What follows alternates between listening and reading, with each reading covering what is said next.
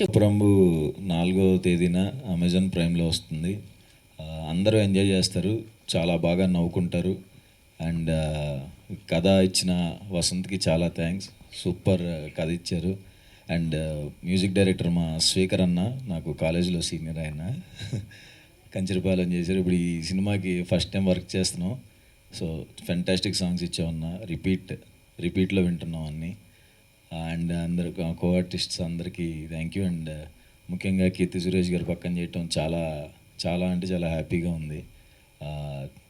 Thank you so much అండి, మంచి సపోర్ట్గా ఉన్నారు సినిమాలో.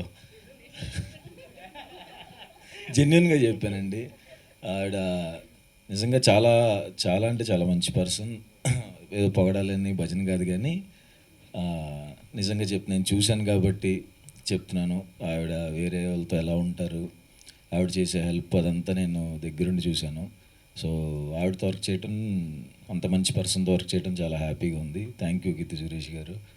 అండ్ రాధిక గారు, థ్యాంక్ యూ సో మచ్ అండి. ఆవిడే తీసుకొచ్చారు నా దగ్గరికి, చాలా బాగా చూసుకున్నారు. థ్యాంక్ యూ సో మచ్ అండి. అండ్ తెలుసు సార్, ఇట్స్ లైక్ ప్రాక్టీస్లో ఉంది కదా ఆయన దగ్గర సూపర్ టాలెంట్ అన్ని. అని ఐవి శశి గారు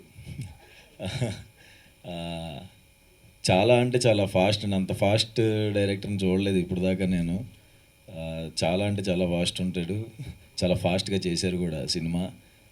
చాలా ఎనర్జెటిక్. ఆయన్ని చూస్తుంటే సెట్లో యాంగ్జైటీ వస్తుంది ఎవరికైనా సరే. అతను పరిగెత్తుకుంటూ వచ్చి షార్ట్ చెప్తున్నప్పుడు ఖచ్చితంగా మధ్యలో ఒకసారి పడిపోతాడు అనుకుంటాం.